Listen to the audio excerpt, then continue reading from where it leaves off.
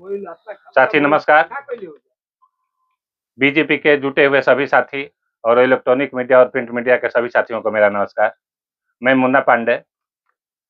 जनसंघ के जमाने से साथी हम लोग बीजेपी को वोट देते आए हैं और डुमराव महाराज के समय से हम लोग बीजेपी के साथ रहे हैं, घूमे हैं और प्रचार करते रहे हैं। मोदी जी के शासनकाल में पिछले 2 बार से हम लोग लगातार वोट देने और दिलाने का काम करते आए हैं, लेकिन वर्तमान सांसद महोदय से हम लोग का विरोध था। लेकिन जो जीत कर जाता है वो हमारा राजा हो जाता है और राजा को जनता की बातों को सुनना चाहिए। लेकिन सामाजिक मुद्दे वाले समस्याओं को उठाने पर मंत्री महोदय जी हमारे नाराज हो जाते हैं और उनका प्रश्न ये होता है कि ये कुछ लोग किसी से पैसा लेकर के हमारा प्रोग्राम बाधित करते हैं।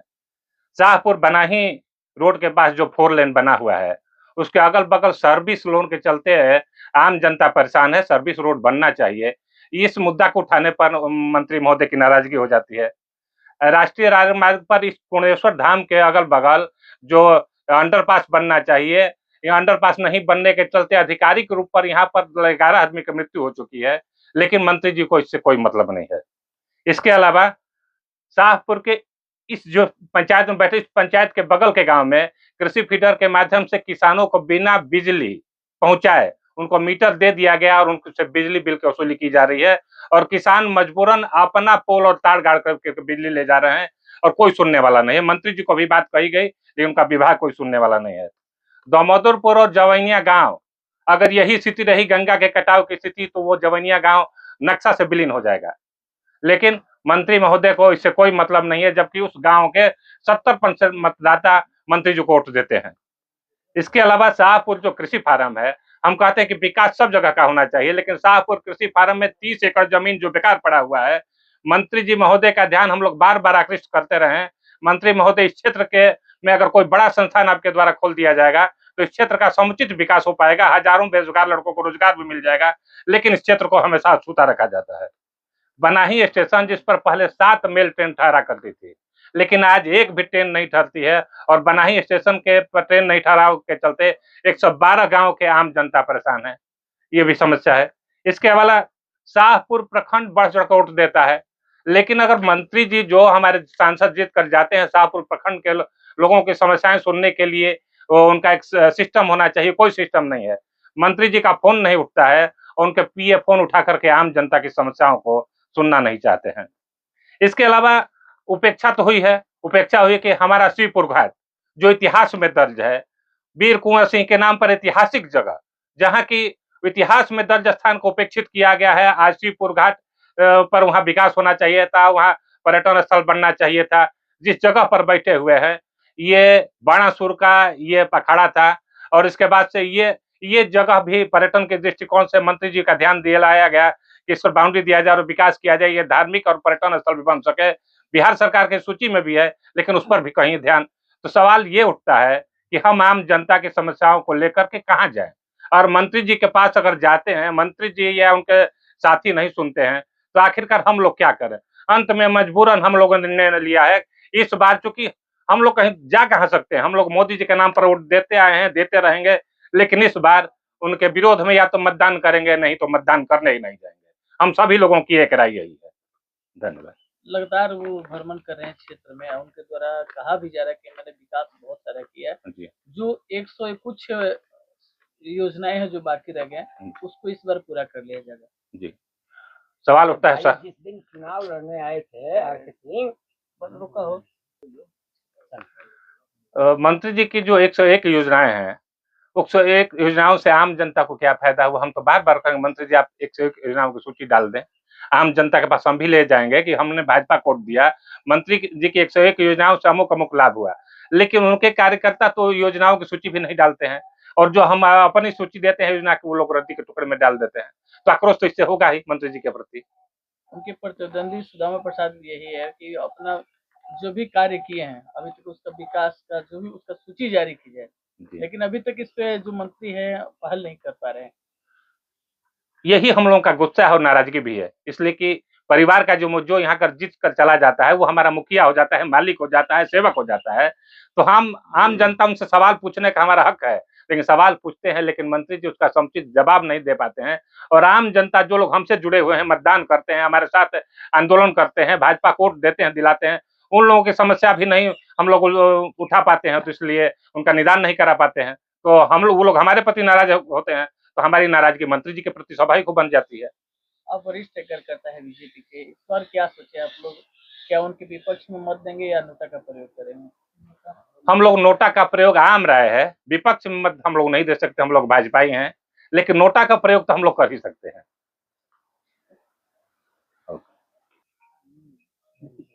हाँ बाबा, क्या कहना है इस बार? सबसे पहले हम कहेंगे कि जिस दिन आरके सिंह भोजपुर की धरती पर चुनाव लड़ने आए थे, उस दिन यहाँ की भौगोलिक स्थिति उनको पता थी, लेकिन आज 2024 आ गया, ये 10 साल बीत गया। वो भौगोलिक स्थिति के अनुसार उन्होंने क्या काम किया मेरे शाहपुर में, जबकि हम लोग सबसे ज्यादा वोट से उनको जितवाते हैं। अब गुस्सा हम लोग को इसीलिए है, आप कर्जकर्ता किसको बनाए हैं? कर्जकर्ता भी तो होना चाहिए, बिना कर्जकर्ता के पार्टी थोड़ी चलती है। कौन सा कर्जकर्ता इसमें है आपके लिस्ट में? ये लोग भाजपा को नहीं वोट देते हैं। हमने लालू डेरा मंच पर आरके सिंह के चढ़ के बोला था कि भाई ईमानदार आदमी है, इनको वोट दीजिए। इसलिए उस दिन हमको क्षेत्रीय और पर क्षेत्रीय का कोई मतलब नहीं था, एक ईमानदार व्यक्ति आया, इसको वोट दिया, देख के हम लोग जितवा दिए। मोदी जी की सरकार बनेगी, तो हमने तो ईमानदारी का इनका उसी दिन बखान किया, लेकिन हमको 10 साल में ईमानदारी नहीं दिखाई दी। पूर्णवासी को बोले थे विकास करेंगे। हमारे बिलौटी ग्राम में जो छठ पर्व होता है, वहाँ तालाब है, मंदिर है, स्कूल है, उसका भी कहे थे कि हम, वो कहे थे कि आप फोटो डाल दीजिए। अरे कितना साल फोटो डाले आप पर? 10 साल से तो फोटो डाल रहे हैं, आपने सुध लिया हम लोगों का। और सबसे बड़ी बात है कि शाहपुर में आपने क्या विकास किया? शाहपुर नहीं, भोजपुर को देखा जाए तो नहीं, अरे हम पूरा शाहबाद प्रक्षेत्र की बात करते हैं, अकेले भोजपुर की नहीं, जिसमें कि 4 डिस्ट्रिक्ट है। आपने कहाँ विकास किया है? शाहबाद की धरती पर आज तक विकास नहीं आया। हम लोग एक झलक उसको देखते तो कहते कि नहीं हमारा विकास हो गया। अब बताइए ना, आप लोग पत्रकार हैं, आप ही लोग से मैं पूछता हूँ, इस शाहबाद प्रक्षेत्र में कहाँ उनका विकास हुआ है? हाँ हुआ, आराम हुआ, स्टेशन बना दिए, प्लेटफार्म बना दिए। ये कोई जनता से ताल्लुक रखने वाला कौन सा विषय है इसमें?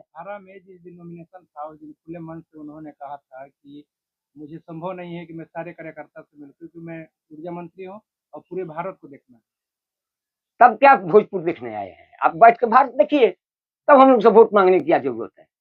हम लोग तो मोदी जी का, हम आपके नाम पर वोट भी नहीं देते, हम मोदी के नाम पर देते हैं। और आज भी हम लोगों ने फैसला किया है कि मोदी को नहीं देंगे तो नोटा में मारेंगे, हम दूसरे पार्टी को वोट नहीं देंगे। कहीं ना कहीं मोदी का सपना 400 का जो सीट का सपना देख रहे हैं, ओ भैया, तो इनको भी तो सोचना चाहिए। अश्विनी कुमार चौबे को आपने बदल दिया, इनको क्यों नहीं बदला? आज पवन सिंह काराकाट से चुनाव लड़ रहे हैं, उनको कहा नहीं आरा दे दिया? वो भोजपुर के बेटा थे। काराकाट भी पवन सिंह को लेकर नाराजगी है? पवन सिंह को आरा से लड़ाना चाहिए। हाँ, उनको टिकट देकर लड़ाना चाहिए। 2 बार सांसद बन गए आरके सिंह, जीवन भर यही रहेंगे। आप पवन सिंह को वहां देते, अश्विनी कुमार चौबे को काटे थे तो गोपालगंज से लेकर भेज दिया। यहाँ का लड़का नहीं था, एक आईपीएस वॉलंटियर, बक्सर में भी तो हाँ आईपीएस वॉलंटियर, खुद बक्सर का आईपीएस वॉलंटियर था, रिटायर होके चुनाव आनंद मिश्रा चुनाव लड़ने के लिए आया था। आपने उसको 1 साल पहले से बैठा दिया, उसको भी टिकट नहीं दिया। कहीं ना कहीं खोट है ना। इस बार आप लोगों की क्या राय है? जो भी है, हाँ, पुराने वरिष्ठ आप लोग कार्यकर्ता है बीजेपी के। नहीं ठीक है, राय तो हम लोग, हम तो पार्टी से बाहर नहीं जा सकते हैं। जो उमेश पांडे अभी का है कि हम पार्टी से बाहर नहीं जा सकते हैं, हम अपना वोट दूसरे पार्टी को देंगे नहीं। यदि होगा तो हम नोटा को मार देंगे। कहीं ना कहीं हाँ, हाल सुधरेगा, वादा करें, माफी मांगे लोगों से। आप देखे हैं, एक व्हाट्सएप आया है राघवेंद्र प्रसाद का, देखे हैं? तो आप हमसे वोट लेने हैं ना, हमको प्रणाम मत कीजिए, हम ब्राह्मण है, हमको आपके पास हमको देने की क्षमता नहीं है, हम आपको दे सकते हैं। आप प्रणाम फोकट में नहीं करते हो, हमसे आशीर्वाद लेते हो, और वो आशीर्वाद हमने कितना पुण्य कर्मों को करने के बाद हमारे पास आता है, हमने आपको फ्री में दे दिया। बाबा जी को लागत जी, बेटा खुश रहो, कहाँ से दे? हम ब्राह्मण हैं, अपने को जानते हैं। हाँ, पश्चाताप करें, माफी मांगे। और राघवेंद्र प्रताप सिंह जी से भी कहूंगा कि वो ऐसी गलती नहीं करे। जो कोई गाली देता है किसी को, उसका नाम रख के गाली दीजिए, सारे कौम को गाली मत दीजिए। आप परशुराम को नहीं जानते हैं? इसी धरती पर न परशुराम आए थे। आप कहते हैं कि सर काट के हाथ में रख देंगे, काटने से पहले आपका सर अपने आप उड़ जाएगा।